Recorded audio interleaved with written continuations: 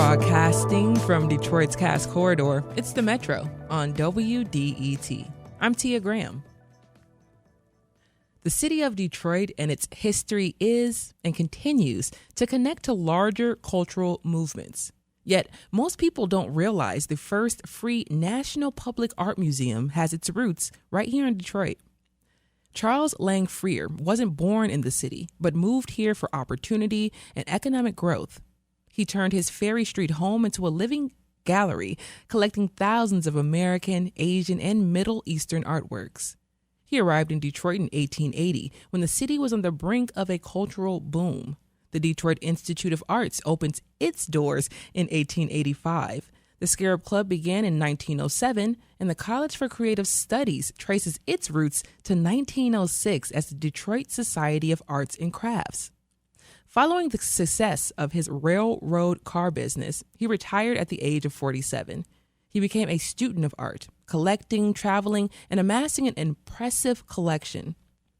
The collection went on to form the country's first National Museum and Asian Art Museum in Washington, D.C. Dr. Chase F. Robinson is director of the Smithsonian's National Museum of Asian Art. He and his team worked closely with the Freer House in Detroit to curate a new exhibition in honor of the nation's 250th. A museum in the making will be on display June 27th through August 8th at the National Museum of Asian Art in the Freer Gallery of Art. Dr. Robinson will lead a conversation at Detroit Institute of Arts June 7th, exploring Charles Freer and Detroit's greater connection to cultural movements. Dr. Robinson joins us now. Welcome to the Metro. Thank you very much. It's a pleasure to join you. It's a pleasure to have you here. So, as we've just heard in the intro, a lot was happening in the arts community in Detroit. During that time, Charles Freer was active in the community and living on East Ferry Street at the exact moment that places like the DIA were opening up, all within blocks of each other. So in Detroit, the indigenous people say here that this water is extremely special. Was there something in the water in that neighborhood at that time fueling this artistic boom? You know, Mr. Freer was an extraordinary character, and he had many skills. Yeah. And one was an eye or a nose for opportunity. So I think what he saw in Detroit was first and foremost an opportunity to make of himself someone who came from extremely modest background, left school at the age of 14. He saw in Detroit, which you and your listeners will know better than I, was exploding economically in terms of industry, heavy industry in particular, in the 1870s and 1880s, an extraordinary opportunity to make something for himself. So he moved to the city in 1879, 1880, created with a fellow partner a fledgling railway car manufacturing firm called the Peninsular Car Company. And for the next 20 years, really had a spectacular success, which culminated in the aggregation of some 13 companies into the American Car and Foundry Company. I think what he saw in Ferry Avenue was an opportunity to make a mark on the city. He was a patron of the museum there. He was a patron of Pewabic Pottery in the city. He really did see himself, although he was a migrant to the city, he was a settler from Kingston, New York, he really felt at home and never, ever left. So as other folks, particularly as industry increased and some of the neighborhoods became, should we say, less attractive to live in because of pollution, he stuck it out. He didn't move to Grosse Pointe. He didn't move. He stayed and ensured that his house on Ferry Avenue really was the center of conversation, display, and experimentation in art. I love learning about Freer, and, one of the things he said was, a part of me lives in that home on Ferry Street. And I love that so much because a part of him never left that home on Ferry Street. Dr. Robinson, how did he begin to acquire his collection? Does history tell us what his motivations were when he began? Like, what does history tell us about his eye in particular? So you've put your finger on a really interesting and not entirely settled point. Um, but so far as we can tell, and our understanding of Mr. Freer's thinking in the 1870s and 1880s is much less complete and detailed than it is in the 1890s, 1900s. We have thousands of letters of his that we look after here at the museum. But so far as we can tell, he took an interest initially in prints, European prints, began to collect American art, and at some point, by the early to mid 1880s, had begun to acquire modestly, particularly in Japanese art. He had made the acquaintance of samples of Asian art. And that acquaintance kind of really deepened through the influence of one or two figures, one of whom was someone named Ernest Fenollosa, who was a scholar, who was based in Boston. And the other was the great American expatriate painter, James McNeill Whistler, whom Freer met in 1890, became a great patron of Whistler's. And Whistler in the 1870s and 1880s, in particular, 1860s as well, had painted, never visited Asia himself, but was a great enthusiast for Asian aesthetics, particularly Japanese and Chinese. And so that opportunistic Freer, mindful that prices for old masters, for European art, was very expensive, mindful that the prices that were being attached to underappreciated Japanese, Chinese, South Asian, and West Asian art, well, those prices were much more advantageous. He launched into a campaign of purchasing, which he would continue until his death in 1919. And by then, he had acquired a collection of almost 10,000 pieces, about 80% of which was Asian art, which he gave to the Smithsonian and was the basis for the collection with which the museum opened in 1923.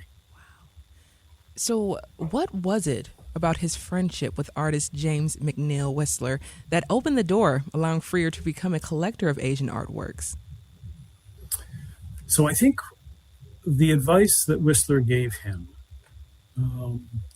was that there were features of particularly Japanese and Chinese art which were underappreciated, features of the art in terms of its aesthetic qualities, the use of color, the simplicity of line, the spirituality that evoked, that really appealed to Freer. And I think it appealed to him aesthetically. He was attracted to it. His eye was attracted to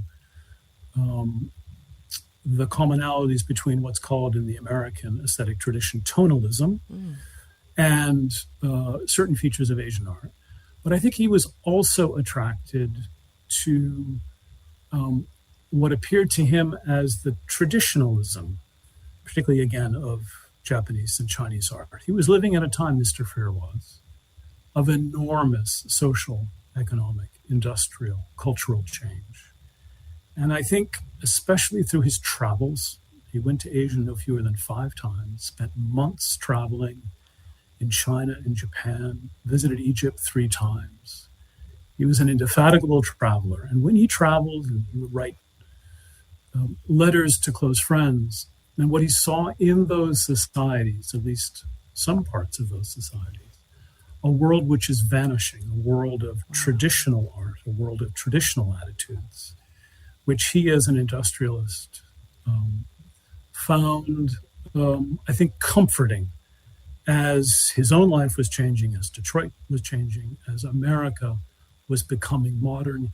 He saw in those traditional forms very attractive features of a disappearing world. This is the Metro. I'm Tia Graham. We're talking about Charles Freer and an exhibition honoring his legacy opening at the Smithsonian as part of the United States' 250th anniversary. Our guest is Dr. Chase F. Robison, director of the Smithsonian's National Museum of Asian art. Now, Dr. Robinson, when people in the area were building mansions in what is now the cultural district here, Freer was focusing his attention on collecting art and building a gallery inside his home on Ferry. The Peacock Room is one of the most celebrated objects in American art history. For folks who do not know what that is, may you describe the Peacock Room for people? It would be a pleasure, and better yet, because my description will be wanting, I will encourage your visitors to pay us a visit. Yes. We are open 364 days a year, and we are completely free. The Peacock Room is, I like to call it America's first immersive exhibition. Wow. It's an extraordinary work of James McNeill Whistler. It dates from the 1870s.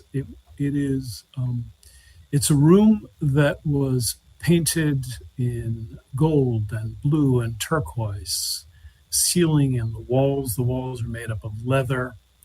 And it was originally designed as the dining room of a British industrialist named Frederick Leyland.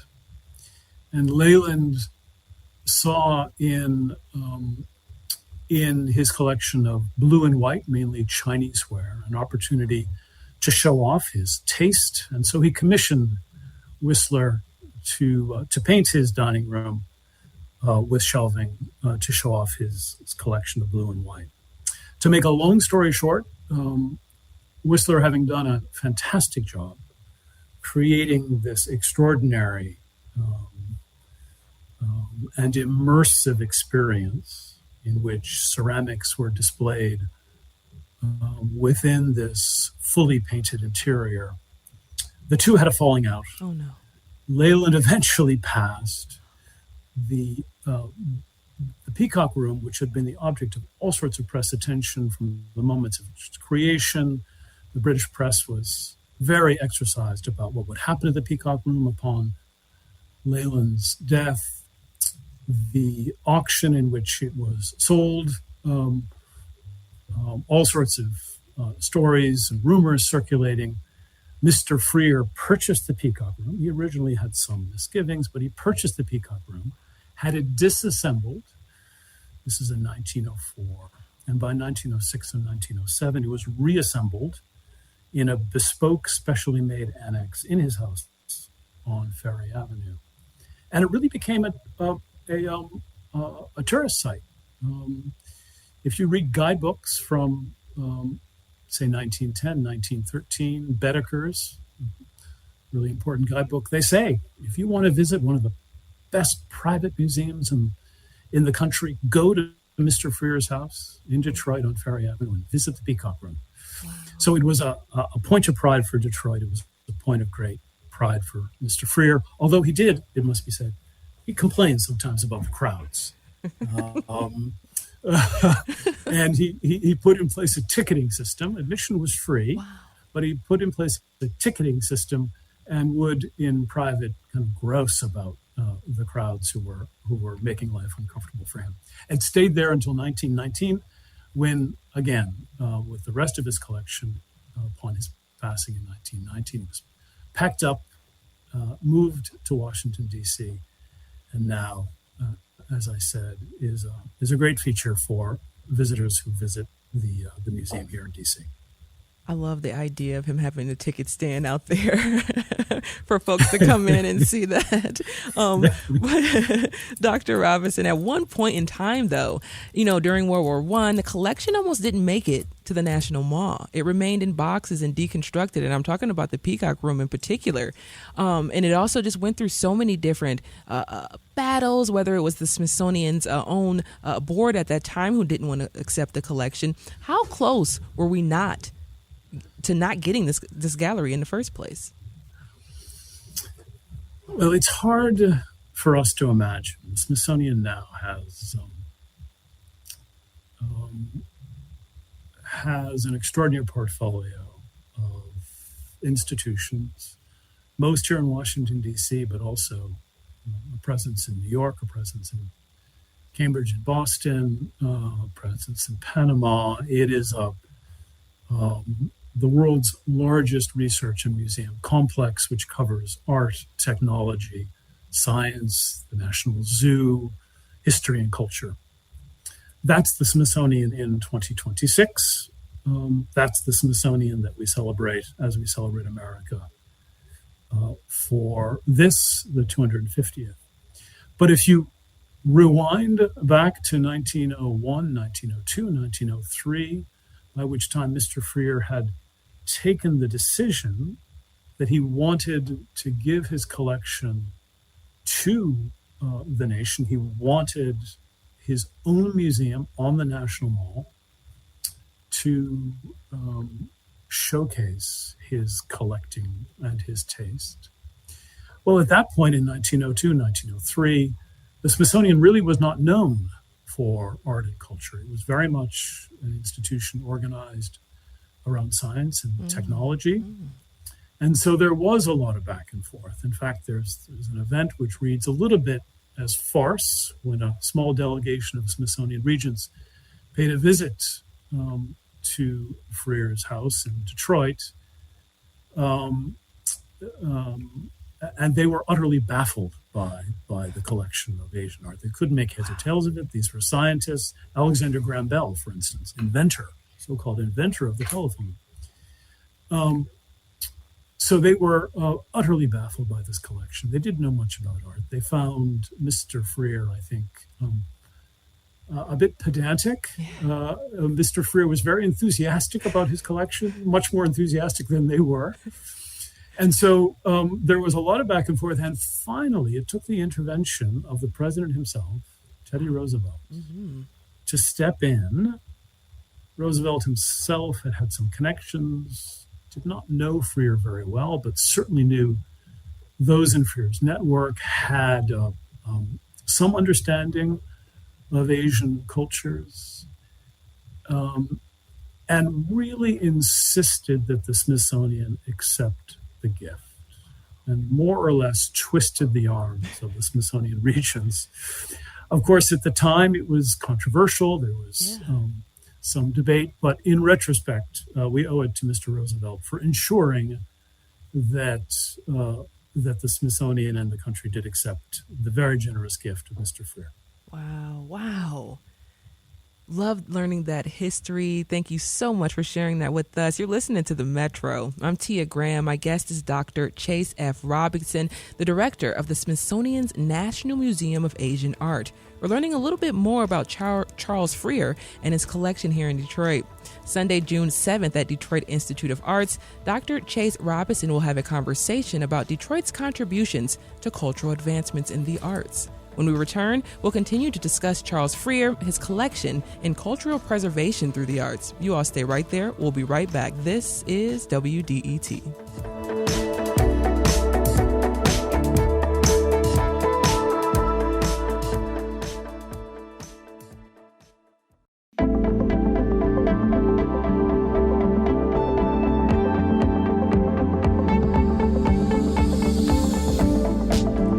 This is The Metro on WDET. I'm Tia Graham. My guest is Dr. Chase F. Robinson, director of the Smithsonian's National Museum of Asian Art. We're learning more about Charles Freer and how his collection became the United States' first free public art museum and first Asian art museum. Now, Dr. Robinson, in 1906, he bequeathed his entire collection to the Smithsonian. He was dying when he designed the museum, and he didn't live to see it open, which is extremely sad. Now, how do you carry that history with you as its current director? It is very sad. Mr. Freer, as you pointed out, entered into a gift agreement. He gave what was then a relatively small collection, about 2,500 pieces, to the Smithsonian in 1906. He insisted, mind you, that he would retain possession and control over that.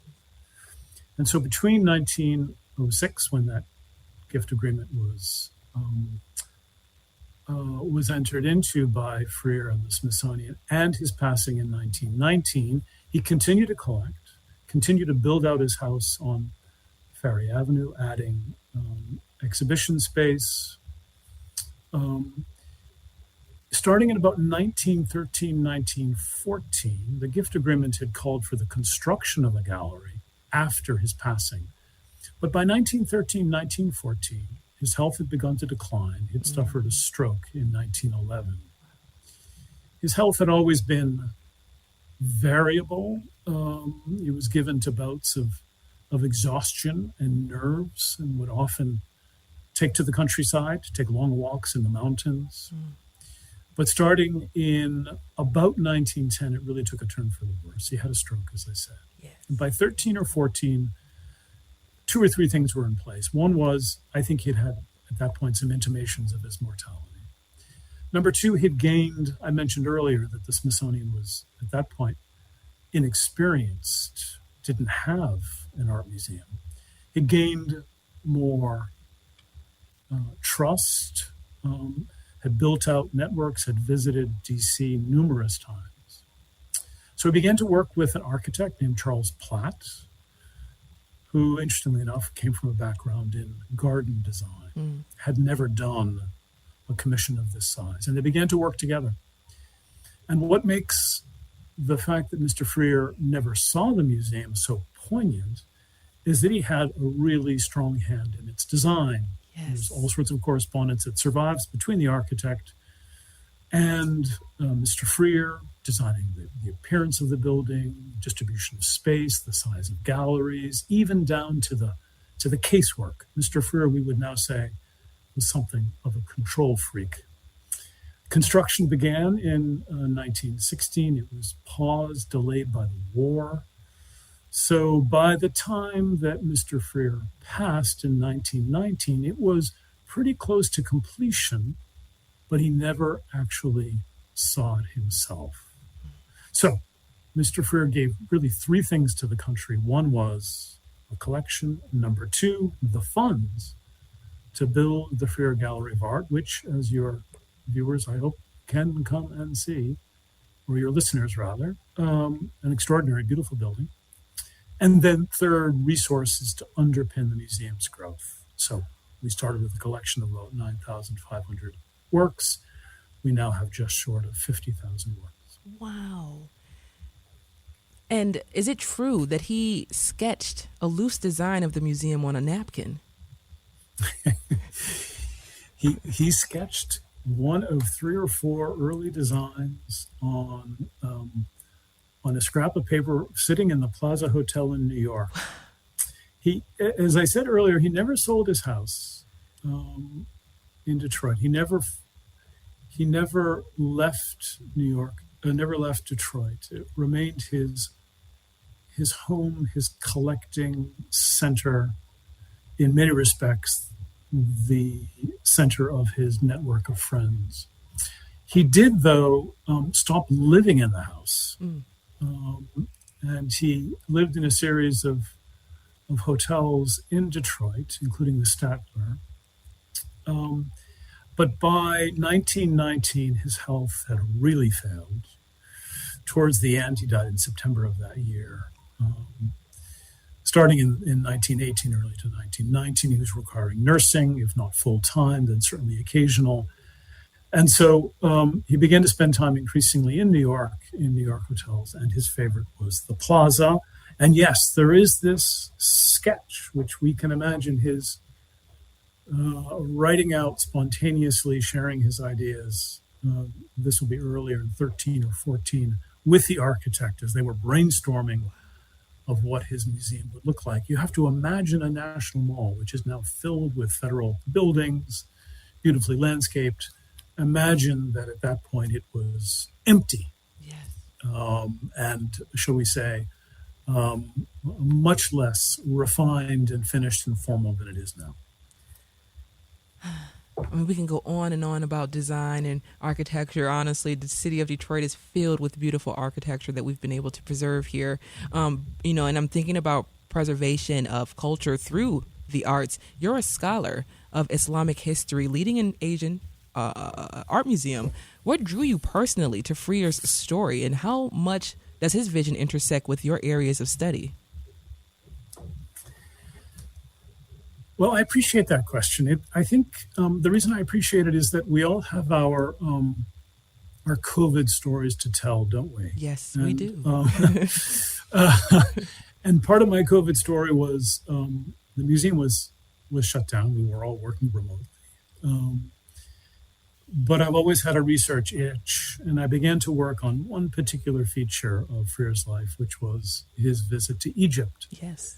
You mentioned that my area of expertise is in Middle Eastern history, and so this appealed to me to reconstruct his trip to Egypt in 1906 and 1907, in which he acquired a really important and immensely important manuscript, one of the very earliest copies that exists of the Gospels. Amazing. It is an extraordinary work, probably belongs to the 4th or 5th century. And so I was interested in unpacking that story and understanding why Mr. Freer, whose interests were so driven in many respects, most respects, by East Asian, Japanese, and Chinese art, why did he purchase that piece? And that small, relatively narrow project grew into this larger study that I've now completed and about which I'll be speaking in Detroit. And I think it was the personality of Freer, who is, in some respects, typical of his time, an extraordinary Horatio Alger story, left school, self-taught, immensely successful through industry, and then, and this obviously has lessons to teach, immensely philanthropic, took his fortune, converted it into that extraordinary collection of art, and then built a museum and endowed the museum, really left a legacy, not just of beautiful objects, but of objects that, and this is what speaks to us in the museum, that induce wonder. Objects, paintings, ceramics, sculpture, that induce respect for parts of the world that most of us don't have the opportunity to visit.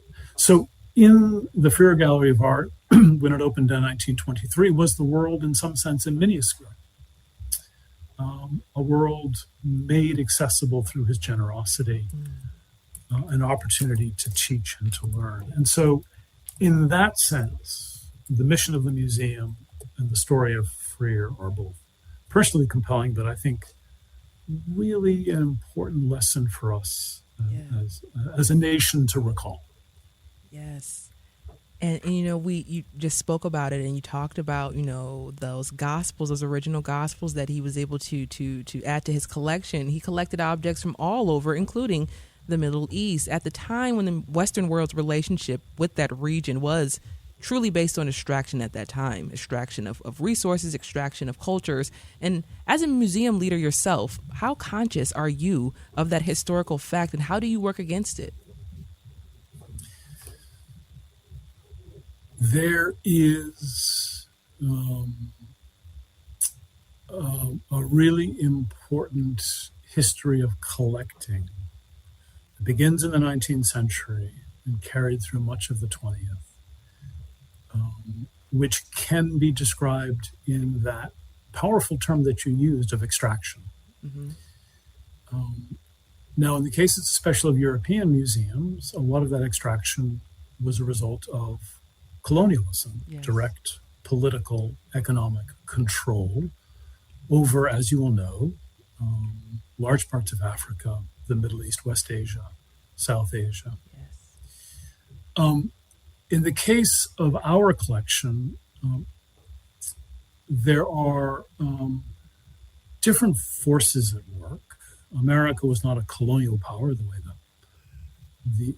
the French or the British or other European powers were in this period of collecting, which overlaps with the museum's history. Mm-hmm.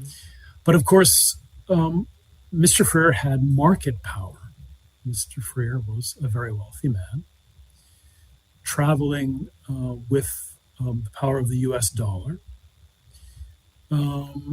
And he he sought and seized opportunities as objects were becoming available.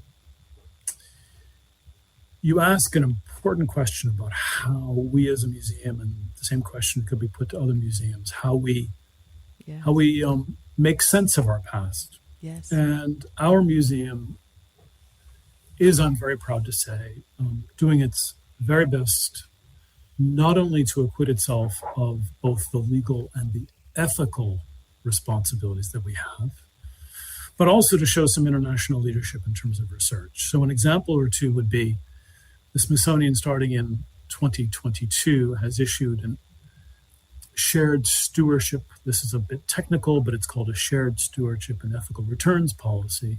And this policy essentially allows museums such as ours to act in the case, rare cases, but they do exist, of objects that came into our collection, perhaps legally, but not ethically, to return those pieces if we see fit. And we've done that. So recently, we returned 3 pieces to Cambodia, and we returned 3 pieces to India. Those were pieces that, based on the research that our staff had done over several years, we determined had not been ethically or legally transferred to the museum. So the way we make sense of things, I'm sorry for this rather long-winded answer to your important question, not a problem at all. Thank you. Is by doing research, sharing the fruits of our research. If you come to our museum and you'll come across an object which may very well have a label or a plaque that says, we've begun to undertake research on this piece.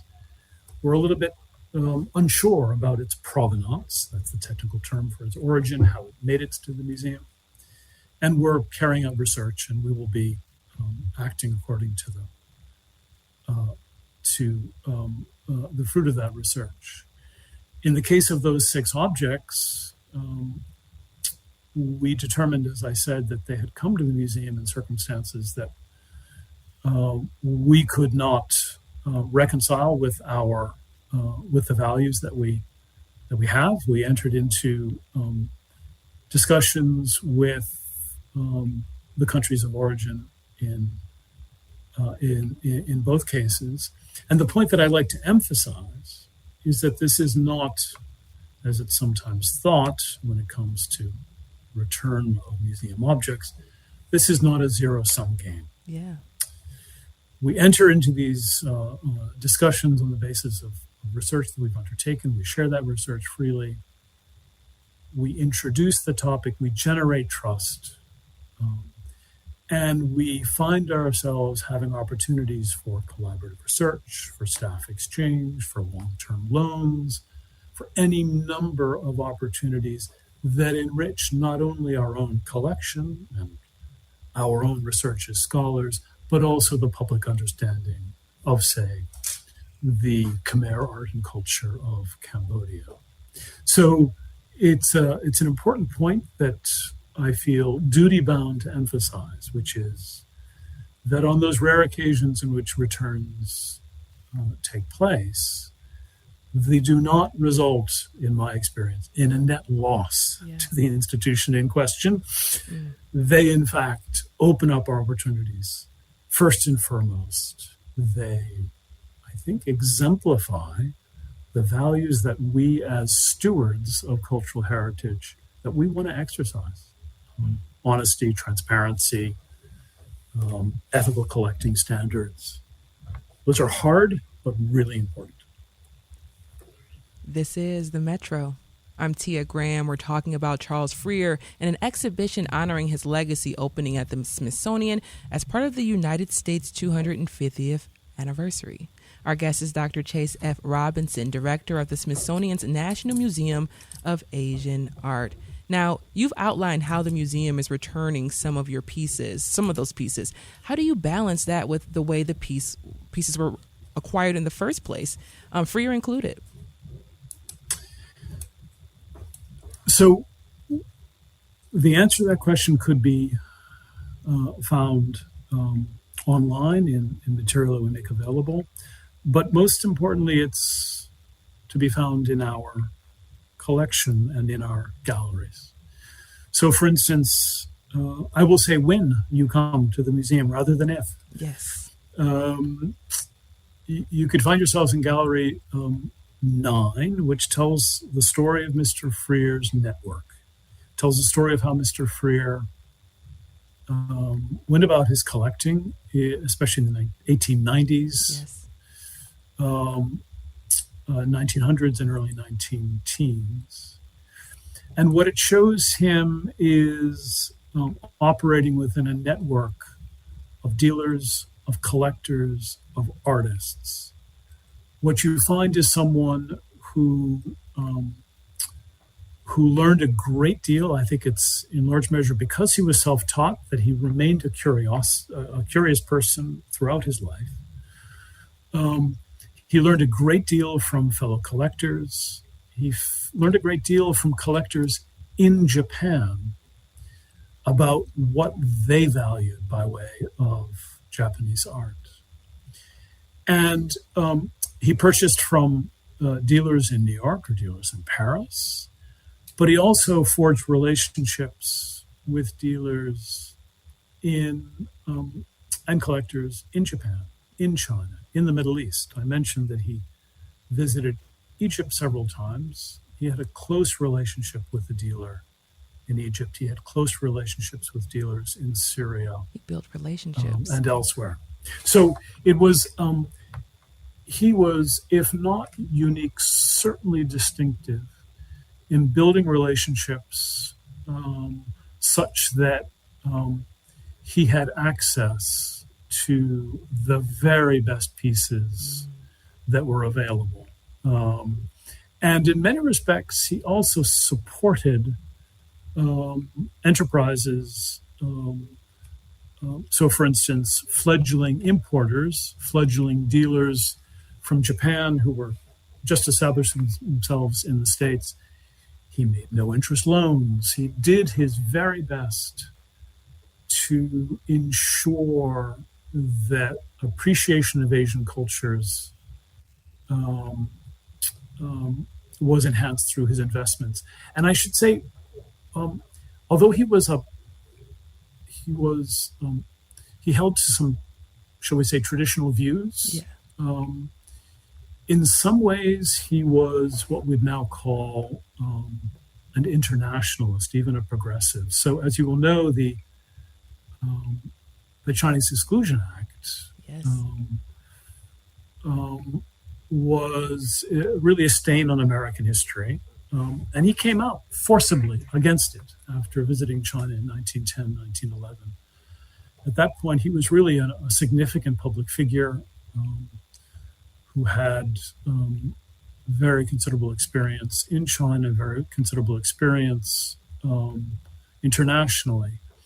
And he came out strongly, as I said, criticizing restrictions on immigration from China to the United States.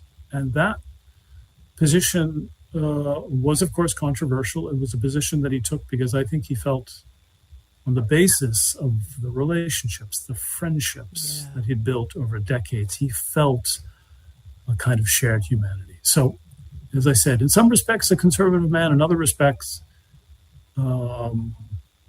an internationalist who was driven by, I think, a deep commitment to shared humanity.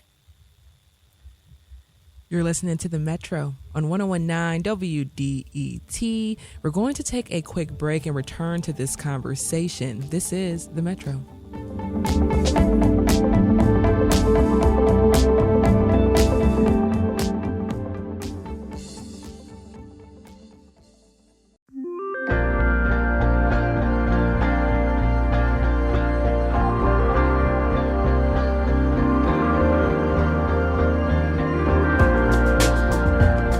Listening to The Metro on 101.9 WDET. I'm Tia Graham.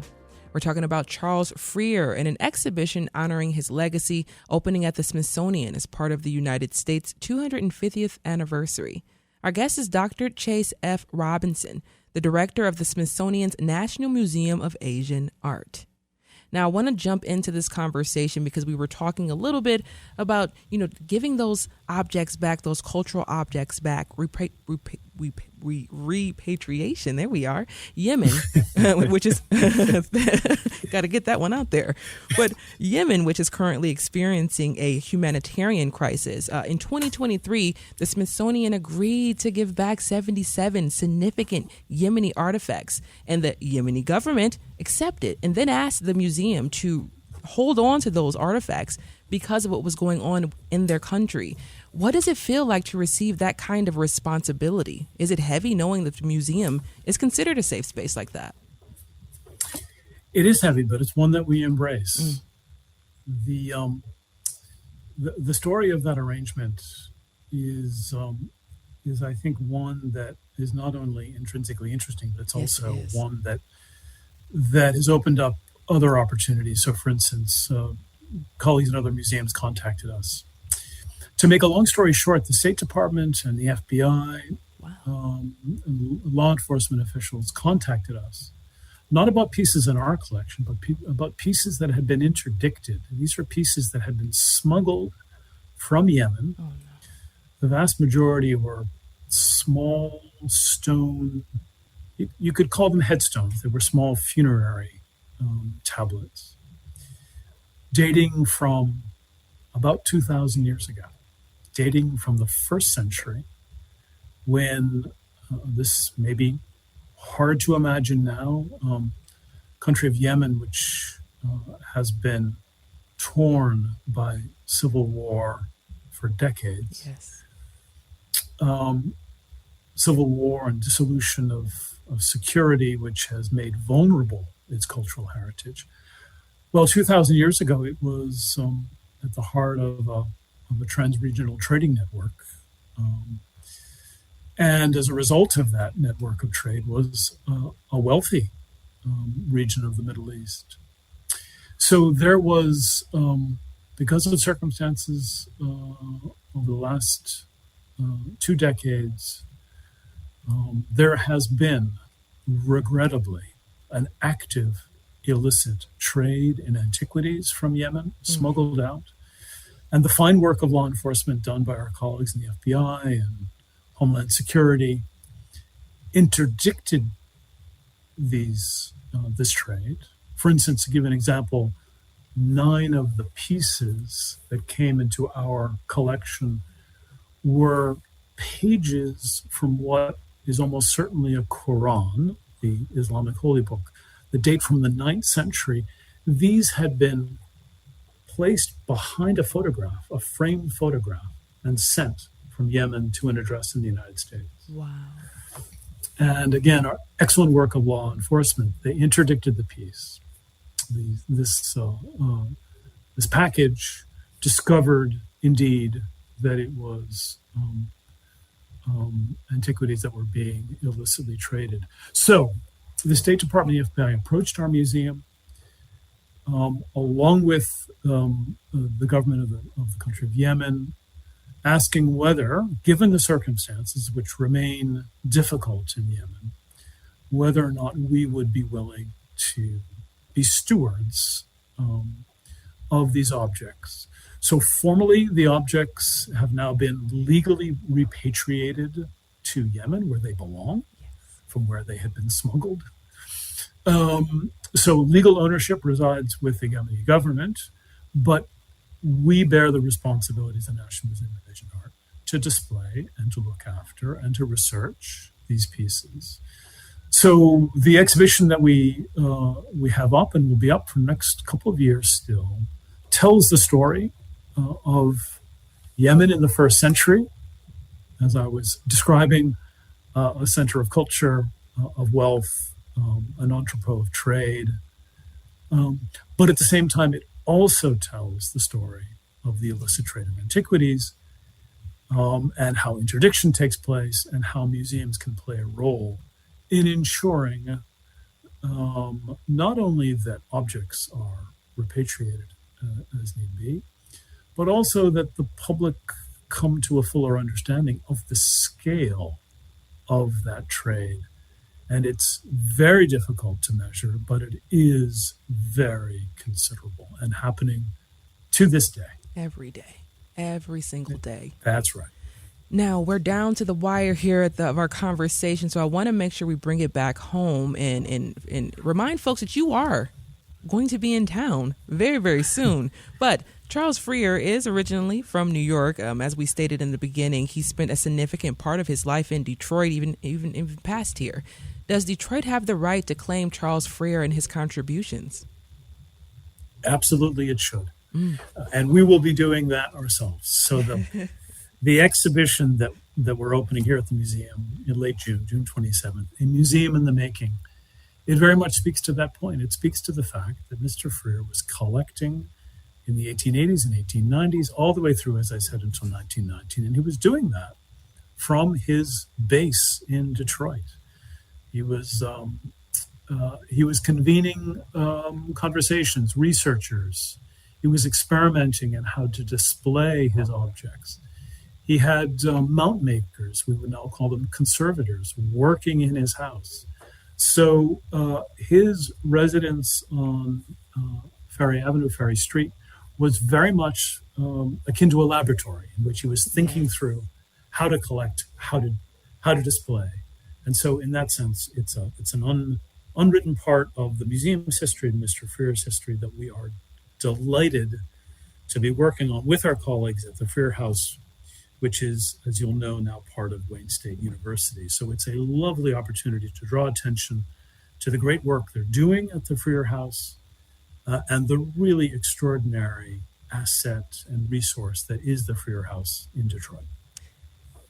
Now, what do you hope people take away from the conversation you're having on June 7th at the Detroit Institute of Arts, and why do you think every Detroiter should know this story? I think we tend to think of how should I put it, the grand narrative of museums and art collecting as a New York or a Boston or perhaps Philadelphia or to some extent Chicago phenomenon. But that's only part of the story. There are extraordinary collections in Detroit, in the Institute of Arts, in Cleveland, in Toledo, in any number of cities outside of the East Coast, all of which were assembled and established because of the visionary philanthropy of individuals such as Charles Lang Freer. It's an extraordinary part of our American history. It's a facet of our history that I think we should feel not only very proud of, but we should celebrate. And I think offers us lessons, as I've suggested already, about how wealth can be converted into the social good that is celebrating culture, that's preserving culture, that's educating. And about those features, we at the Smithsonian are we're really committed and fiercely proud, as I said, to be free and to be open. It's a great responsibility, but also great privilege. Dr. Chase F. Robinson is director of the Smithsonian's National Museum of Asian Art. A Museum in the Making is a new exhibition that'll be on display June 27th through August 8th at the National Museum of Asian Art in the Freer Gallery of Art. Sunday, June 7th at Detroit Institute of Arts, Dr. Chase Robinson will have a conversation about Detroit's contributions to cultural advancements in the arts. Dr. Robinson, thank you so much for spending the hour with us on the Metro today. It has been a great pleasure.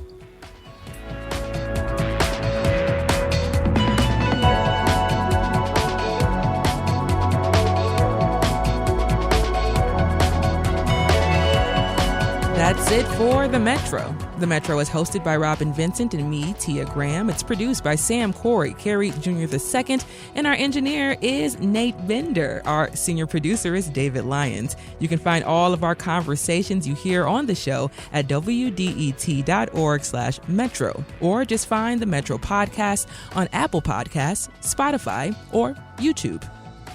The Metro is a production of WDET, a listener-supported service of Wayne State University.